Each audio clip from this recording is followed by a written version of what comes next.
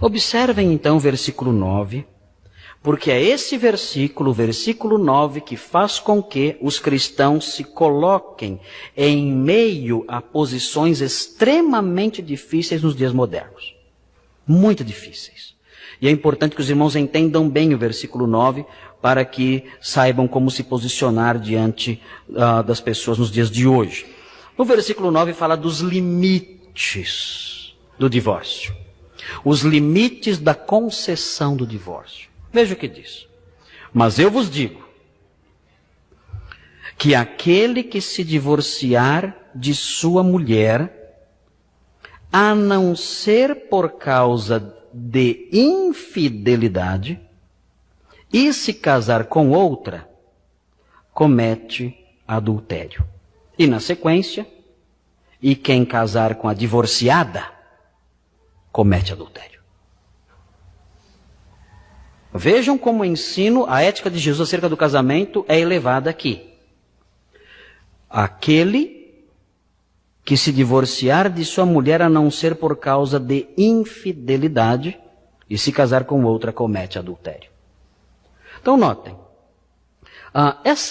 se os irmãos olharem o versículo 9, os irmãos vão ver uma frasezinha no meio do versículo, a frase a não ser por causa de infidelidade. Ou a tradução correspondente. Você encontra a não ser por causa de infidelidade ou exceto por relações sexuais ilícitas. Essa cláusula que o irmão tem aí na sua Bíblia, nas diferentes traduções, é chamada de cláusula de exceção. Prestem atenção nisso. Cláusula de exceção. Por que se chama cláusula de exceção? Porque essa cláusula abre uma exceção. E ela abre uma exceção para o quê? Essa cláusula abre uma exceção, não há dúvida quanto a isso, ela abre uma exceção para o divórcio. Por isso ela se chama cláusula de exceção. Porque ela abre uma exceção para o divórcio. Se alguém quiser se divorciar, para se divorciar, tem que acontecer o que essa cláusula está dizendo. Tem que haver infidelidade sexual. Mas notem bem, há dúvidas acerca do sentido da palavra imoralidade, a não ser por causa de imoralidade. Por quê? Porque a palavra usada aqui, que aparece aqui no nosso texto, é a palavra porneia. E porneia não é comum aparecer para descrever adultério. A palavra usada para descrever adultério é moikeia. É outra palavra. Não é esta. A palavra porneia tem um sentido amplo, bastante amplo. É a palavra que aparece aqui. E algumas pessoas então dizem assim, olha, aqui o Senhor Jesus não está falando da esposa infiel. Porneia aqui não é adultério. Porneia aqui não é a infidelidade da mulher.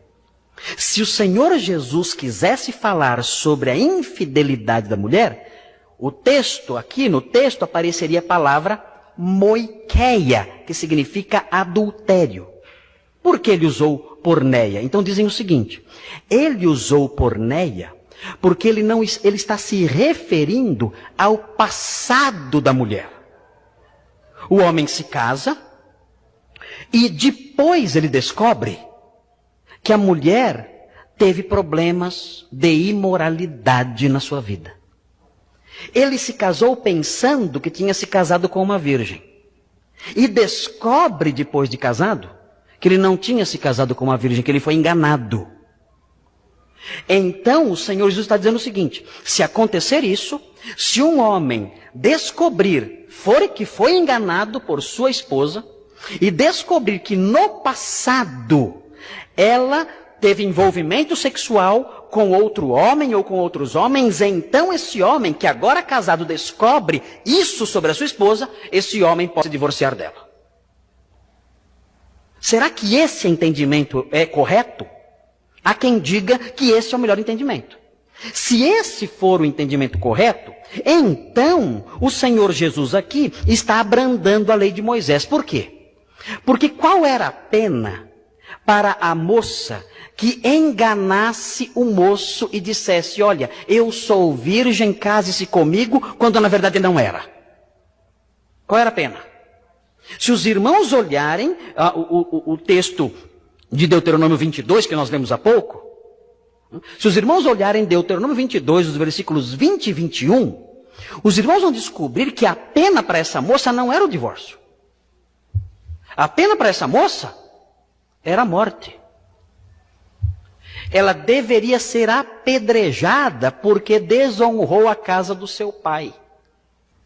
Se é isso que o Senhor Jesus está pensando aqui, então ele abrandou a lei de Moisés. Ele disse, olha, a moça engana o jovem, a moça engana o marido, ele se casa pensando que se casou com uma virgem, ele descobre então depois o passado dela, ele fica envergonhado, aí ele pode se divorciar dela. Moisés dizia não.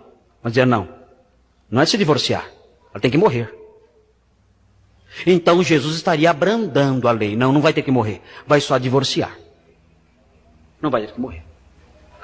Há casos, e realmente há casos, em que quando a pessoa casa sendo enganada, há casos que justificam a pessoa anular ou romper o vínculo conjugal. Há situações curiosas na experiência humana que mostram isso. Alguém pode se casar sendo enganado. O que fazer nessas situações? Quando alguém se casa sendo enganado, pensando que é uma coisa e é outra. Aqui em nossa igreja, aconteceu um caso curioso. De uma senhora que se casou com um homem e descobriu, depois de casada, que aquele casamento que ela foi induzida a entrar, na realidade era uma tentativa que aquele homem estava fazendo, foi a criação de uma cortina de fumaça para que aquele homem escondesse a sua homossexualidade. E ela me procurou dizendo, olha, nós nos casamos, e então, depois de casados, eu descobri que ele tinha vários amantes, homens. E eu perguntei a ela, você nunca percebeu o comportamento dele?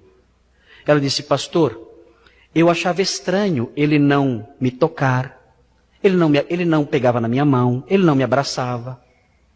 Mas eu achava que isso era por ele ser muito respeitoso. Eu achava que esse homem era um homem muito santo. E quando nós nos casamos, eu estranhei porque não me tocar continuou. Ele continuou sem me tocar depois que nós nos casamos. Aí eu achei que a santidade estava indo longe demais. E comecei a notar as visitas dos amigos. Os amigos começaram a chegar. E eu percebi que tinha sido vítima da má fé de alguém que quis criar essas aparências, me usando para isso. Será que essa mulher, o casamento dela é válido? É como aquele caso de Moisés. Eu fui enganado. Eu entrei nesse relacionamento, eu criei esse vínculo, porque eu não sabia a totalidade da verdade. Eu não sabia que na realidade era só um teatro. Então pode acontecer, pode ser que o Senhor Jesus esteja vislumbrando essa realidade aqui. Você descobrir coisas que você não imaginava que existissem, você ter sido enganado e entrar no casamento enganado. Se for esse o caso, o Senhor Jesus diz, você pode se separar nesse caso. Soube de um caso curioso, de uma mulher que não engravidava. De jeito nenhum. Não engravidava. Casado há algum tempo e não engravidava. Foi ao médico, Fiz vários exames, então os médicos descobriram que na realidade, por dentro, ela era um homem. E ela não sabia o que dizer ao marido, era hermafrodita. Não sabia o que dizer ao marido, ela dizia, eu não sei o que eu sou. Eu não sei se eu sou uma mulher com órgãos masculinos, ou se eu sou um homem com órgãos femininos. Alguns órgãos femininos, eu não sei o que eu sou. Então, são situações em que surge o casamento e a pessoa abraça esse compromisso, privada de certas informações que poderiam modificar totalmente a decisão da pessoa. E pode ser que o Senhor Jesus esteja falando sobre isso aqui. Essa é uma possibilidade. São casos terríveis, são casos de muito sofrimento, são casos extremos. Outras pessoas entendem que porneia significa sim infidelidade conjugal. Se porneia significa infidelidade conjugal, então, mais uma vez, o Senhor Jesus abrandou a lei de Moisés, porque no caso de infidelidade conjugal, a pena da lei de Moisés era a morte dos dois. Tanto do homem quanto da mulher adúlteros. Tanto da mulher como do seu amante. Tanto do homem como da sua amante. Os dois tinham que ser apedrejados e mortos. O Senhor Jesus aqui no caso, ele abrandou a pena. Ele diz, pode separar nesse caso. E se é essa a hipótese que o Senhor está vislumbrando aqui, então, de fato, existe só uma possibilidade do crente ter a iniciativa de se divorciar do seu cônjuge. E essa única possibilidade é o adultério. Só no caso do cônjuge adulterar, então, de acordo com o ensino de Jesus, é possível a separação. Mas essa parte deste ensino não é uma parte muito difícil. Essa parte é uma parte relativamente fácil de compreender, porque o texto é claro aqui. Ou relativamente claro, desde que nós entendamos porneia como infidelidade conjugal. O problema vem depois. O problema é, e se casar com outra? A questão que é levantada aqui é a seguinte. Essa cláusula de exceção, exceto por relações sexuais ilícitas, permite o divórcio. Mas essa cláusula de exceção permite o novo casamento? Esse é o grande problema. E existem duas respostas. Existe a resposta da Confissão de Fé de Westminster. Os irmãos já devem ter ouvido falar dessa confissão. A Confissão de Fé de Westminster foi escrita no período de 1643 a 1646. E a Confissão de Fé de Westminster é a base ou a expressão mais precisa da fé das igrejas presbiterianas do Brasil. A Confissão de Fé de Westminster afirma que o homem pode se divorciar da sua mulher por causa de infidelidade conjugal, e além de se divorciar, ele pode também casar de novo. Ele se divorcia, porque ela foi infiel, e isso lhe dá licença para se casar de novo. Esse é o entendimento do presbiteriano, dos pastores presbiterianos dessa denominação, a IPB, Igreja Presbiteriana do Brasil. Eles ensinam isso, adotam isso, creem nisso. Parece que nesse aspecto, eu gosto muito da Confissão de Fé de Westminster, respeito muito a Igreja Presbiteriana no Brasil, sei que é uma igreja muito séria, mas parece que nesse aspecto a Confissão de Fé de Westminster do século XVII está errada. Por quê? Porque a análise gramatical do texto e o ensino geral da Bíblia mostram que mesmo no caso de infidelidade conjugal, sendo de fato possível a separação no caso de infidelidade conjugal, o recasamento continua proibido. Por quê? Porque existe o que os gramáticos chamam de um fenômeno em que essa cláusulazinha, olhe para a sua Bíblia e veja essa cláusulazinha. Essa cláusulazinha está no meio de duas afirmações. Essa cláusulazinha está no meio de duas afirmações. A primeira afirmação diz assim: aquele que se divorciar de sua mulher. É a primeira afirmação. A outra afirmação é: e se casar com outra. São duas afirmações. No meio está a cláusula de exceção. A cláusula de exceção diz, a não ser por causa da infidelidade. Então, olhem para o versículo. Vejam as três cláusulas. A primeira cláusula, aquele que se divorciar de sua mulher. É a cláusula 1. Aí vem a cláusula de exceção. A não ser por causa de infidelidade. É a cláusula de exceção. E aí vem a segunda cláusula, e se casar com outra. É a segunda cláusula. Há quem diga o seguinte, os gramáticos dizem o seguinte, essa cláusula de exceção, que está no meio das duas frases, ela só se aplica à primeira cláusula, ela não se aplica à segunda cláusula. Ela só se aplica à primeira cláusula que fala sobre se divorciar. Ela não se aplica à cláusula que fala sobre se casar novamente. Então é uma cláusula que só trabalha para trás. Ela não trabalha para frente. E como os gramáticos chegam a essa conclusão? Através da estatística, através das ocorrências no Evangelho de Mateus, em que eles percebem que a cláusula excessiva trabalha sempre para trás. Eu tenho aqui uma citação do meu ex-professor, que é sempre meu professor, que é o professor Carlos Oswaldo Pinto, que é talvez a maior autoridade em grego e hebraico do Brasil. E ele escreveu precisamente sobre esse versículo, um trechinho que eu quero ler para os irmãos aqui. Ele diz o seguinte aqui, as palavras de Jesus em Mateus 19:9, é a citação do professor, conforme entendidas por todos os comentaristas cristãos até o século XVI, notem, todos os comentaristas cristãos até o século XVI, com exceção única de Ambrosiastro no século IV, declarava que recasamento depois de divórcio implica adultério para todos os envolvidos, mesmo havendo infidelidade.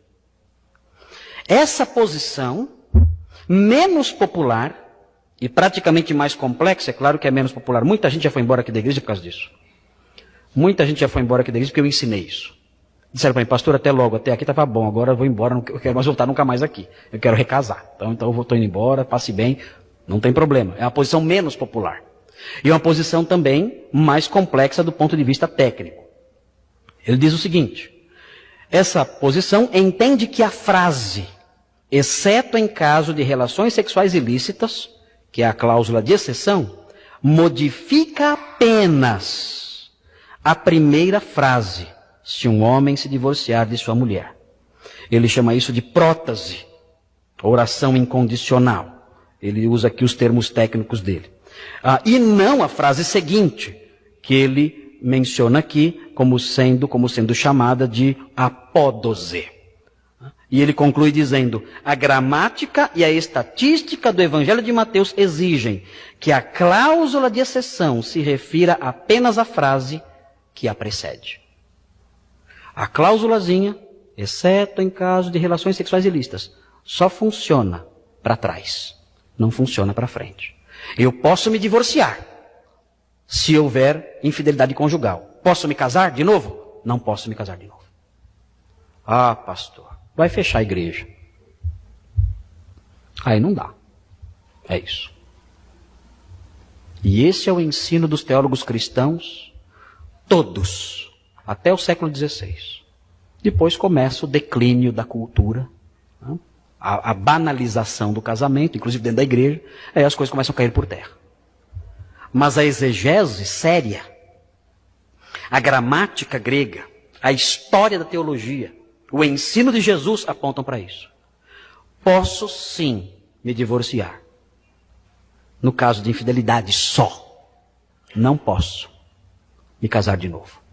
E isso está muito bem fundamentado no ensino dos teólogos da Antiguidade e na exegese do Novo Testamento. Em segundo lugar, além dessa questão gramatical, se os irmãos olharem os textos bíblicos sobre divórcio e recasamento, os irmãos verão que não há espaço para nenhuma exceção. Vamos olharem, por exemplo, 1 Coríntios 7. Esse texto, irmãos, é um texto importantíssimo. 1 Coríntios 7, versículos 10 e 11. Fala assim, 1 Coríntios 7, versículos 10 e 11. Prestem atenção. No entanto, ordeno aos casados, não eu, mas o Senhor, que a mulher não se separe do marido. Se, porém, ela se separar, que não se case. Estão vendo? Ou que se reconcilie com o marido. São as duas opções. Ah, eu vou separar. Não se separe. Não faça isso. Ah, pastor, você não sabe a cruz que eu carrego. Não se separe. Carregue a cruz. Ah, mas não dá. Tem que dar. Caminhe. Tem que dar. Ah, não tem jeito, ele foi embora. Ah, foi embora? Foi embora. Não teve jeito, ele foi embora, então tivemos que separar porque ele foi embora. Ok. Então, nesse caso, não se case de novo ou se reconcilie com o marido. E que o marido não se divorcie da mulher. Só tem duas opções. Se houver a separação, ou ficar só, ou se reconciliar com o marido. Ah, reconciliar nem pensar. Então fique só. Ah, mas eu conheci uma pessoa maravilhosa. Sai da minha frente. Não fale isso. Sai da minha frente. Pessoa maravilhosa para você é o seu marido. Ah, mas não é. Não temos opção. Não é o sentimento humano que pode mudar a palavra de Deus. Veja o versículo 39. 39. A ética do casamento é muito elevada, irmãos. E nós estamos pregando sozinhos isso aqui. Isso que os irmãos estão ouvindo aqui, eu estou pregando praticamente sozinho hoje em dia. Os irmãos vão ouvir muitos pastores dizendo o contrário do que eu estou dizendo aqui. Muitos. E até estimulando a separação.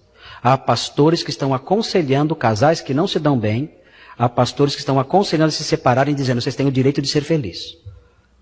Então separe-se e procure outra pessoa. Há pastores aconselhando o divórcio, hoje em dia. Vejam o versículo 39.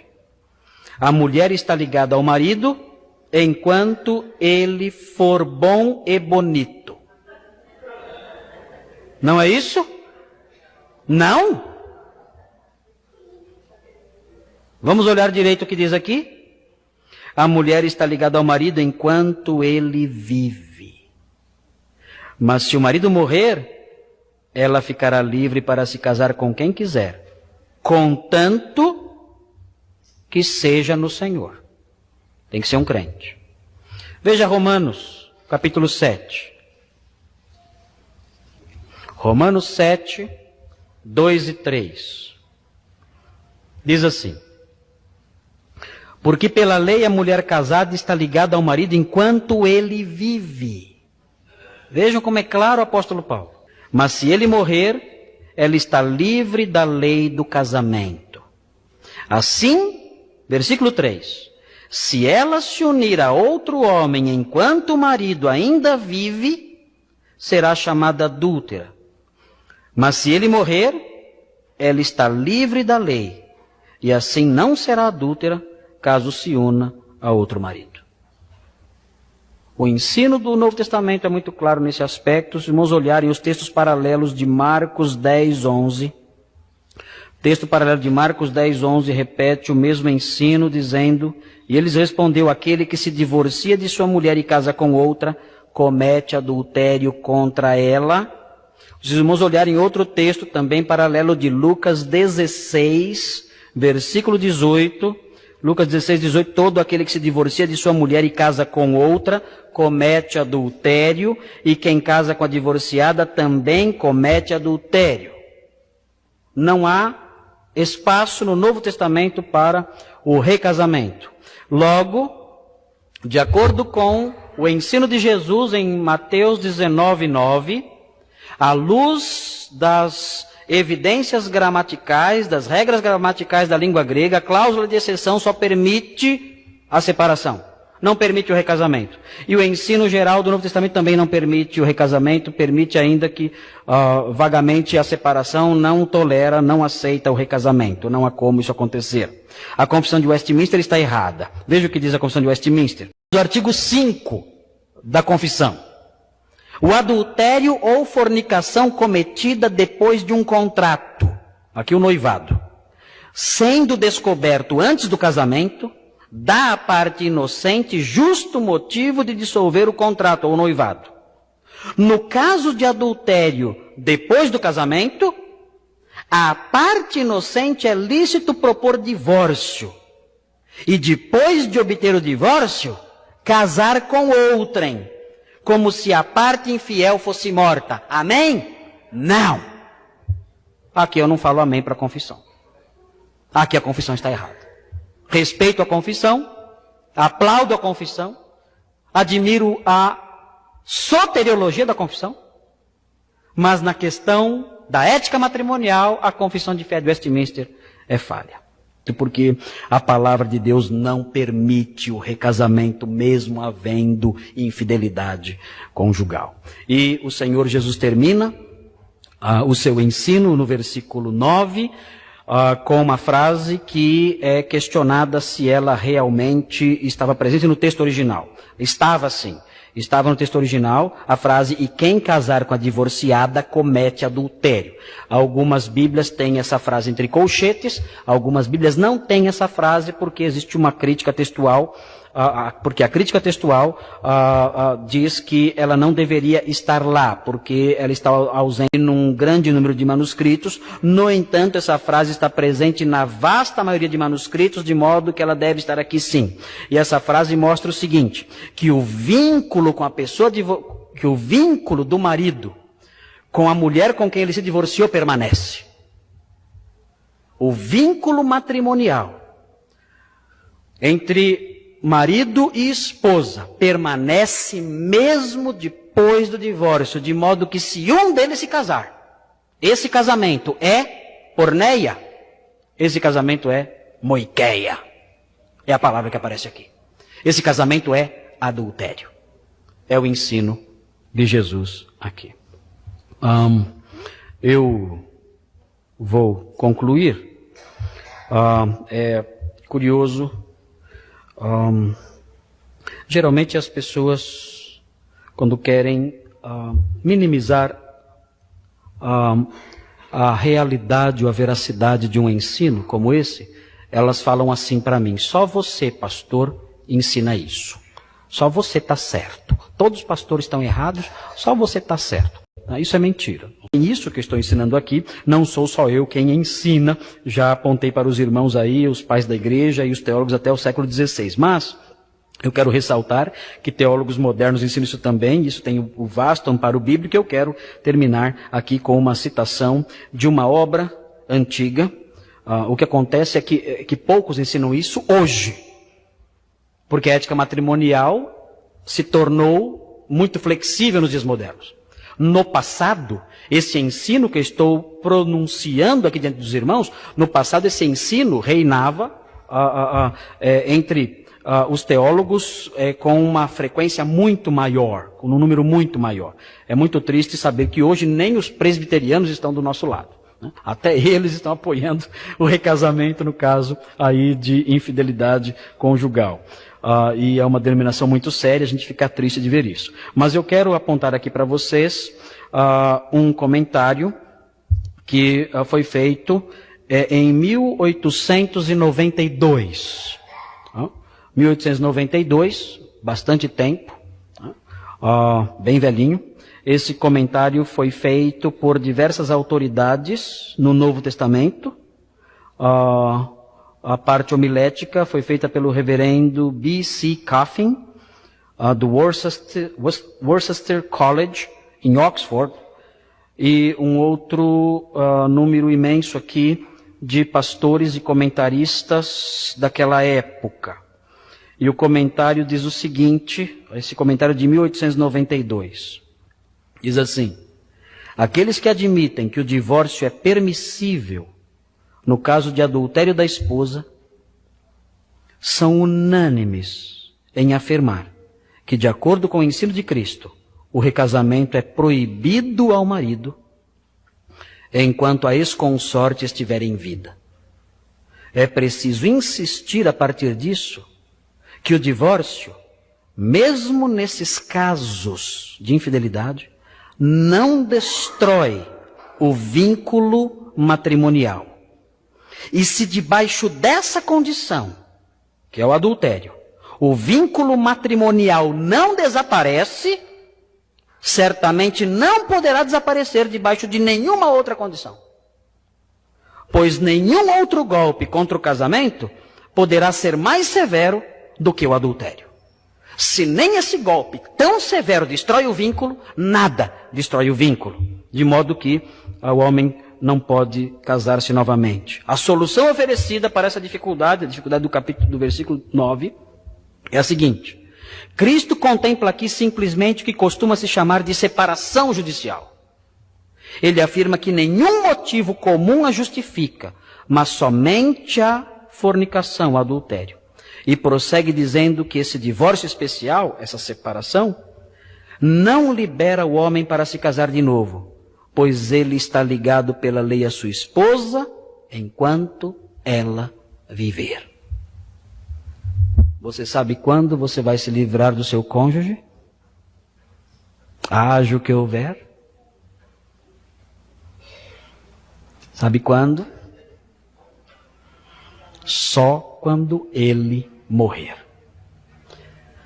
Isso é importante saber? É importante saber. Por quê? As jovens aqui, levem muito a sério suas decisões. Muito a sério. Jovens, levem muito a sério suas decisões, porque o mundo facilita muito as coisas, mas a palavra de Deus não muda. Quando você for se casar, dê um passo com segurança e certeza, porque esse passo não tem volta, esse vínculo não se dissolve, não importa o comportamento do seu cônjuge, não importa o que o seu cônjuge faça. Você será esposo ou esposa dele até a morte. Nada poderá mudar isso. Pense bem antes de casar. Os discípulos disseram para Jesus, é melhor então ficar solteiro. Foi o que os discípulos disseram. É melhor então não se casar. Foi a reação normal dos discípulos. Levem muito a sério essa decisão. Aos casados, como nós podemos aplicar isso? Simples. Primeiro, não se separem. Casais que estão aqui e que pensam em se separar, joguem esse pensamento fora. Não se separem em hipótese nenhuma. O vínculo que existe entre vocês é um vínculo que não depende da vontade de vocês. O vínculo que existe entre vocês é um vínculo milagroso estabelecido por Deus. E nada, nem a distância física, nem o pecado da outra parte pode dissolver esse vínculo. Vocês têm que ficar juntos até o fim. Não se separem. Perdoem-se. Perdoem-se mutuamente. Deem as mãos. Deixem as coisas que ficaram para trás no seu devido lugar, lá atrás. E caminhem com coragem, com vigor, com entusiasmo para frente, perdoando o que foi feito. Aqueles que estão aqui, que já se separaram, não houve como remediar isso. Não se casem novamente, enquanto a pessoa de quem você separou estiver viva. O Senhor saberá agir na sua situação, lhe dará forças, vigor, dirigirá a sua história. Mas não se case enquanto a sua esposa ou seu marido estiver vivo. Uma outra orientação. As pessoas que chegam na nossa igreja e chegam aqui já recasadas. E chegam aqui já recasadas porque cometeram essa prática nos tempos de incredulidade ou nos tempos de ignorância, não sabiam. O que devemos fazer? Nós devemos acolher essas pessoas. Nós não podemos imaginar criar na nossa igreja uma igreja perfeita. Se o Senhor Deus acolhe essas pessoas e as perdoa, nós devemos acolhê-las também. Nós não somos melhores do que Deus. Se o Senhor há de recebê-las no céu, nós podemos recebê-las em nossa casa também. Há muitas pessoas que chegam e entram por aquelas portas e trazem atrás de si uma história cheia de marcas, porque não tiveram orientação, porque não conheceram o Evangelho, porque não conheceram a Palavra de Deus, e chegam aqui quebrantadas, com várias marcas na sua vida, com vários traços na sua história que não são traços ideais. Como devemos agir com essas pessoas? Devemos recebê-las, acolhê-las, amá-las e tê-las em nosso meio como irmãos queridos que o Senhor resgatou. E o que fazer com aqueles que já conhecem, que conhecem o ensino de Jesus e ainda assim querem se separar e recasar. O que fazer? Nesse caso, é obstinação aberta. É o crente que sabe a verdade, conhece o ensino de Jesus e diz: eu não aceito esse ensino, vou fazer o que eu quero. O que a igreja deve fazer nesses casos é disciplinar essa pessoa por viver deliberadamente em pecado.